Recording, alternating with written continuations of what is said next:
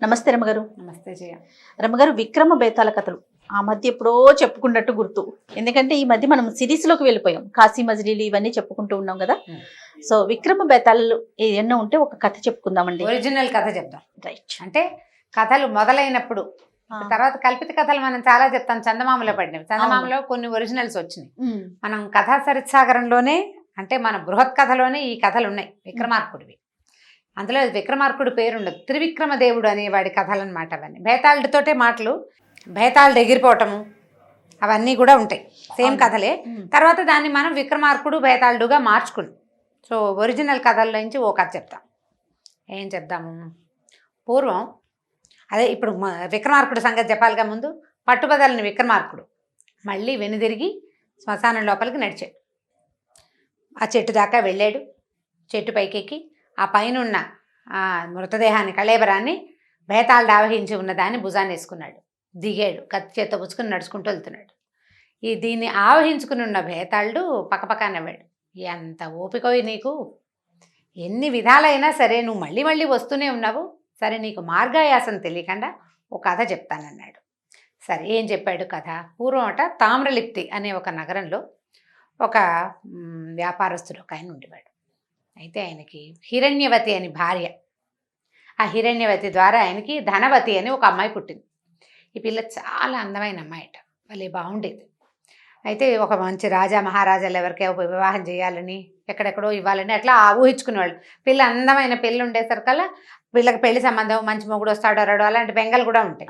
అయితే ఏమైంది, కొంతకాలం గడిచేసరికి పిల్లకు కాస్త యుక్త వయసుకు వచ్చేసరికల్లా తండ్రి సడన్గా మరణించేసరికల్లా ఈ పిల్ల మీద కన్ను వేసుకుని ఉన్న దాయాదుల్లో కొంతమంది మేనబావలు మేనమామలు వాళ్ళు అక్కడి నుంచి ఆయన కజిన్స్ కొంతమంది వీళ్ళ మీద కొంచెం ఇబ్బంది పెట్టారు తల్లి పిల్లని. దాంతో ఈవిడ ఏం చేసిందంటే, ఈ భర్త లేడు వీళ్ళలో అంటే దీనికి ఏమైనా లొంగి వీళ్ళ ఒత్తిళ్ళకి లొంగి ఎవడో ఒక దిక్మాల మీద కట్టబెట్టాల్సి వస్తుంది పిల్లని. ఈ ఊరి నుంచి పారిపోదాం, ఇక్కడి నుంచి వెళ్ళిపోదాం, మనకు కలిగినంతలో మంచి సంబంధం ఆలోచించుకుని చూసుకుని పిల్లకి నచ్చింది అనురూపమైంది వెతుక్కోవచ్చు. కజిన్స్ మధ్యలో ఉంటే వీళ్ళంతా ప్రెస్ చేస్తే ఇంతలో ఏమవుతుంది, రాజుగారు ఆ ఊరు రాజుగారు చుట్టుపక్కలలోనే ఇవ్వమంటారు. అమ్మాయి ఇష్టం అలా అనరు కదా.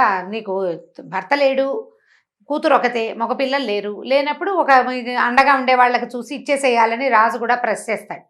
అందుకని ఆవిడ ఏం చేసిందంటే, ఆయన కాడికి జాగ్రత్తగా ఎవరికి తెలియకుండా గుడ్సుప్పుడు కాకుండా ఎంతో కొంతకి ఆస్తుల్ని వాటిని తెగనమ్మేసింది. కొంత బంగారం కాస్త డబ్బులు ఏర్పరచుకుంది. ఒకనాటి రాత్రి అవతల వైపు ఉన్న తామ్రలిప్తికి అవతల ఉన్న ఒక నగరంలో భర్త స్నేహితుడు ఒక ఆయన ఉన్నాడు. ఆయనకు ఉత్తరం రాసి పంపించింది, మేము వస్తాము, నేను నా కూతురు వస్తామని. ఆయన్ని కలుసుకోవటం కోసం ఏం చేసింది, రాత్రిపూట కూతుర్ని వెంటేసుకుని ఆ డబ్బుగా బంగారంగా మార్చిన మూటల్ని మాత్రం అంటే ఇల్లు వాకిలి వదిలిపెట్టేసింది కామ్గా. బట్టపాత వాటి గురించి ఇక ఆలోచించాల. పిల్ల ఆ పిల్ల తాలూకు భవిష్యత్తు, తల్లుల తాపత్రయం అట్లా ఉంటుంది. ఏం చేసింది, చీకట్లో బయలుదేరారు. ఈ వెళ్తూ ఉండగా ఏమైందంటే, వీళ్ళు చీకటి నడిచేటప్పుడు ఆ రోజుల్లో కరెంట్లు అవి లేవు కదా, అంటే మనకి స్ట్రీట్ ల్యాంప్స్ అవి లేవు, స్ట్రీట్ లైట్లు లేవు. ఈ వెళ్తున్న దారిలో ఏదో వేగ్గా నడిచి వెళ్తున్నారు. ఒక కొరత వేసి ఉన్న ఒక వ్యక్తిని తగిలింది ఈవిడ. కొరత అంటే ఏంటంటే? కొరత అంటే ఒక శిక్ష. ఒక పొడుగాటి శూలం ఉండి దానికి అడ్డంగా పుల్లలు ఉంటాయి. దొంగతనాలు దోపిడీలు అవి చేసిన వాళ్ళని, ఎక్కువ అంటే సమాజం పనికి ఎక్కువ ద్రోహం చేసిన వాళ్ళని ఆ శిక్ష వేస్తారు. ఈ మనిషిని ఇట్లా కింద నుంచి ఇట్లా దింపేస్తారనమాట. వాడు ఇలా దిగిపోతాడు. ఈ కొరత సంగతి 2-3 సార్లు చెప్పాను నేను, నువ్వు మర్చిపోయి ఇన్ని వ్యవహారాల మధ్య మర్చిపోతున్నావు నువ్వు. అయితే ఈ కిందకి వెళ్ళి క్రమంగా మరణిస్తారు. కాశీ మజిల్లో అనుకుంటాను స్టోరీలో ఒక అతన్ని. అయితే ఏమైంది, ఈ కనపడలేదు వీళ్ళకి. ఈవిడ వెళ్తూ ఏమైందంటే, ఈవిడ భుజం ఆ కొరతలో సగానికి పైగా దిగిపోయి ఉన్న వాడికి తగిలింది. అమ్మా అన్నాడు. అనేసరికి కంగారు పడేది. అమ్మో మనిషో జంతువో, భూత ప్రేత పిశాచాలు ఏమిటో తెలియదు కదా, ఎవరినైనా అని కంగారు పడితే అతను అన్నాడు, అమ్మ నేను దొంగని, కొరత వేయబడ్డాను అని చెప్పాడు. నీ చెయ్యి తగిలేసరికల్లా బాధ వచ్చి అరిచాను అన్నాడు. అనేసరికల్లా వీళ్ళకి అప్పుడు అర్థమైంది తాము శ్మశానంలో ఉన్నాము అని.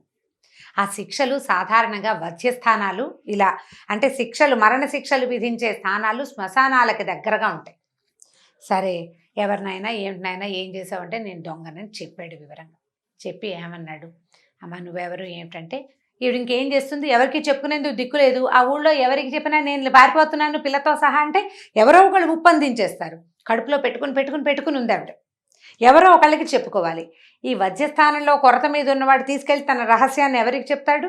అందుకని ఈ హిరణ్యవతి ఏం చేసింది, నాయన నేను ఫలానా ఊళ్ళో ఫలానా ఆయన భార్యని, నాకు ఒక పిల్ల ఉంది, ఏగో యుక్త వయసులో ఉన్న పిల్ల అని చెప్పి పిల్లని చూపించింది. పక్క చూపించడం చీకట్లో మొత్తానికి వేగ్గా ఒక పిల్లని. తర్వాత ఏమో పిల్లకి పెళ్లి చేద్దామంటే రకరకాల ఇబ్బందులు వచ్చినాయి, ఆస్తులు అమ్ముకొని పారిపోతున్నాను నాయన, తెలియక నేను తగిలాను, నన్ను క్షమించమంటే అతను ఏమన్నాడు, అమ్మ నీ కూతురికి పెళ్లి కాలేదన్నావు కదా, ఈ పిల్లని నాకు ఇచ్చి కన్యాదానం చేస్తావా అన్నాడు. అనేసరికి అలా ఆవిడ నవ్వింది. చచ్చిపోతున్నావు నువ్వు, నీకేం కన్యాదానం అయ్యా అంటే, అది కాదమ్మా, నాకు సంతానం లేదు, ఇప్పుడు నేను చచ్చిపోతా, ఎవరు లేరు, నాకెవరు నీళ్ళు వదులుతారు, చచ్చి నేను నరకానికో స్వర్గానికో వెళ్తే నాకు ఇన్ని నువ్వులు నీళ్లు వదిలే దిక్కు లేకుండా పోతాను కదా, నువ్వు ఒక్క పని చెయ్యి, ఈ పిల్లని నాకు కన్యాదానం చెయ్యి, నీ పిల్లని నాకు ఇవ్వు, ఈ అమ్మాయి నువ్వు దీనికి నిలువెత్తు బంగారం ఇస్తాను నేను నీకు, హాయిగా బతుకు పిల్లతోటి, నేను అనుజ్ఞిస్తా, ఈ పిల్ల భర్తని నేనవుతాను కదా ధర్మం ప్రకారం, నేను అనుజ్ఞించి నా భార్యకి మళ్ళీ పెళ్లి చేస్తే కనుక, పెళ్లి చేసుకుంటే ఈమెకి ఎవరి వల్ల సంతానం కలిగినా ఆ సంతానం నాదవుతుంది. క్షేత్రజులు అంటారు వాళ్ళని. కుంతీదేవి సంతానం పాండురాజు కొడుకులేనట్టుగా, పాండురాజు వల్ల కలగలేదు కదా, ఆ రకంగా నా భార్యకి కలిగిన సంతానం వల్ల వాడు గుప్పెడు చారెడు నీళ్లు గుప్పెడు నువ్వులు చారెడు నీళ్లు వదిలినా అది నాకు దక్కుతుంది, నా భార్య సంతానం నా సంతానమే అవుతుంది కదా, నాకు ఉత్తమ గతులు వస్తాయమ్మా బాబాని బతిమలాడాడు. ఈవిడ ఆలోచించుకుంది. ఈ రాత్రి వేళ మాట చెప్పుకునేందుకు దిక్కులేక చచ్చేందుకు సిద్ధంగా ఉన్నవాడికి ఈ మాట చెప్పాను, అంతే కదా, అవును కదా, కడుపులో కష్టం వీడికి చెప్పుకున్నాను, వాడి కడుపులో కష్టం నేను విన్నా, వాడు నీకు డబ్బిస్తానంటున్నాడు, ఏముంది రాత్రి వేళ నువ్వు పెళ్లి చేసావో ఇంకోటి చేసావో ఎవడికి తెలుసు అని చెప్పి ఏం చేసింది ఈవిడ, సరే నాయనా అని చెప్పి ఆ పిల్లని అతనికి ఇచ్చి కన్యాదానం చేస్తున్నట్టుగా చేసి అతని చేతులకి ధారపోసేసింది. అప్పటికప్పుడు ధారపోస్తే సరే అతను ఏం చేశాడు, అవతలగా వెళ్ళండి, మీరు బయటికి వెళ్తే ఒక మర్రి చెట్టు కనపడుతుంది, ఆ చెట్టు కింద తవ్వండి, ఎక్కువ తవ్వక్కర్లేదు, ఒక ఐమూలగా గుర్తు చెప్తాడు, తవ్వితే బంగారం కనపడుతుందమ్మా, బంగారం పట్టుకుని వెళ్ళిపోండి మీరు, ఎలాగైనా నేను తెల్లారేసరికి చచ్చిపోతా, నా శవానికి దహనం చేయించి అస్థికలు ఏ గంగలో ఉన్నా కలుపు, నాకు గతులు మంచి వస్తాయి, ఈ అమ్మాయికి సంతానం కలిగితే వాళ్ళ వల్ల వాడు ఒక చారెడు నీళ్ళు వదిలితే నాకు ఉత్తమ గతులు వచ్చేస్తాయని చెప్పాడు. సరే ఏమైంది, ఇప్పుడు ఏం చేసి కాసిన నీళ్ళు తెచ్చి ఇతను కన్యాదానం చేసిందా, కాసిన మంచినీళ్ళు పోసింది, చావడానికి సిద్ధంగా ఉన్నవాడితో కూతురుతోటి నీళ్లు పోయించింది, తులసి తీర్థంలాగా భార్యతోటి అనమాట, తన భార్య కదా ధర్మం ప్రకారం అదే జరిగింది, కన్యాదానం అయిపోయింది కదా. అక్కడి నుంచి వీళ్ళిద్దరు ఏం చేశారు, ఆ మర్రి చెట్టు దగ్గరికి వెళ్ళి తవ్వుకున్నారు, తవ్వితే బంగారం దొరికింది. ఆ అమ్మ కూతురు చచ్చి చెడి ఎలాగోలా మోసుకుని ఆ వసుదత్తుడని ఈవిడ భర్త తాలూకు స్నేహితుడు ఉన్నాడుగా అతన్ని కలుసుకున్నారు.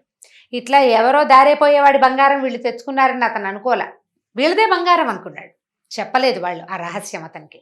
సరే తెల్లారింది, ఒక 2 రోజులు ఆ వసుదత్తుడి ఆయన దగ్గర ఉండి ఏం చేసిందంటే, మా చుట్టాల వాడే ఫలానా వాడు కొరత మీద ఉన్నాడు, వాడు చనిపోయాడు, పాపం వాడికి దహనం చేయిస్తానని మా ఆయన ఎప్పుడో మాట ఇచ్చాడని ఒక చిన్న అబద్ధం చెప్పి అతనికి యుక్తిగా అతనికి శవదహనం చేయించేసి ఆ అస్థి సంచయనం చేయించి తీసుకొచ్చింది, శాస్త్రోక్తంగా చేసేసింది. అక్కడి నుంచి కూతురుతోటి అక్కడ ఉన్న నదిలో భార్యతోటే కల్పించేసింది అవి. అతనితో రుణం తీరిపోయింది, అతను వీళ్ళకి డబ్బిచ్చాడు, వీళ్ళు అతను పని చేసేసారు. తర్వాత ఏమైంది, ఈయన సహాయంతో ఇంకా కొంచెం అవతల ఎగువకున్న ఇంకో నగరంలో చేరిపోయి అక్కడ పెద్ద మేడ పాతదేదో అమ్మకానికి ఉంటే ఆ మేడ కొనేసుకున్నారు. తల్లి పిల్ల స్థిమితంగా 4 పని వాళ్ళని పెట్టుకుని ఉండటం మొదలుపెట్టారు.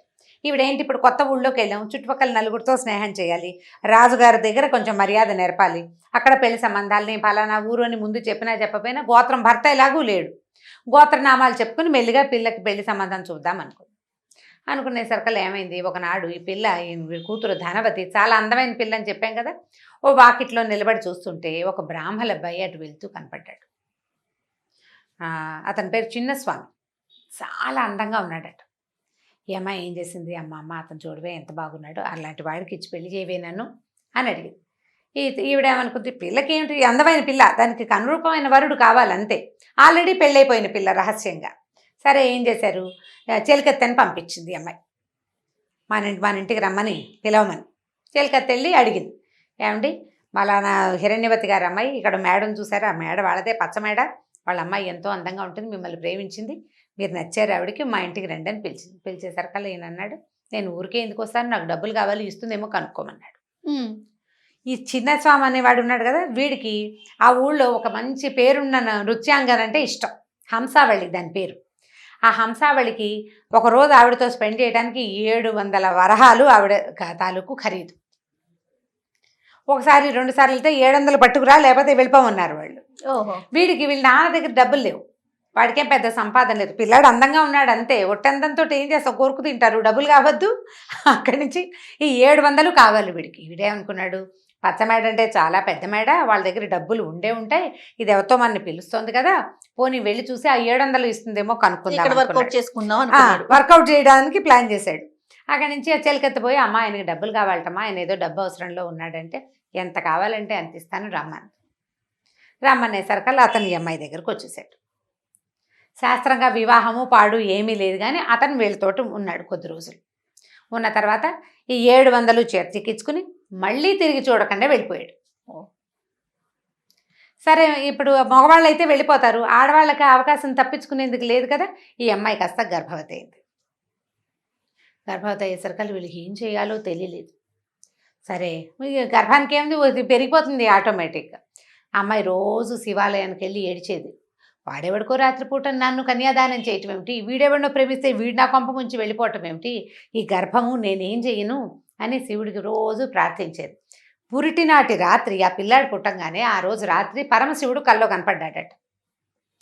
కనపడి ఏం చెప్పాడు ఈ అమ్మాయికి, అమ్మ పిల్లాడిని పుట్టినవాడిని, నువ్వు నా భక్తురాలివి, నేను నీకు ఒక ఉపాయం చెప్తాను, మంచంతో సహా తీసుకెళ్ళి రాజుగారి వాకిట్లో వదిలిపెట్టిరా, పిల్లవాడి తల కింద 1000 బంగారు నాణ్యాలు ఉన్న సంచి పెట్టు అని చెప్పాడు.